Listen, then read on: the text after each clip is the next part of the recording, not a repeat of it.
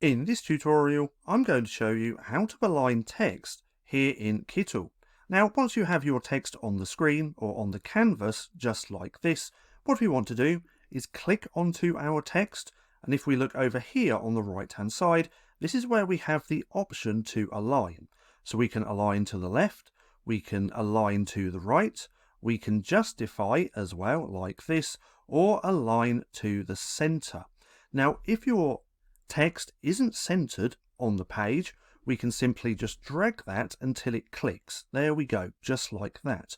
Or if it's like this, we can simply come up here to the right hand side and click on center.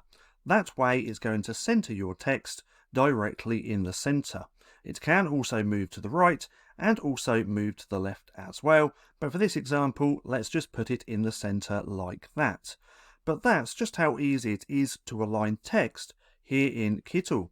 Now, if you found this video helpful at all, then please consider giving me a like, as it really helps out the channel. And if you're not too sure what to watch next, click right here and watch this playlist.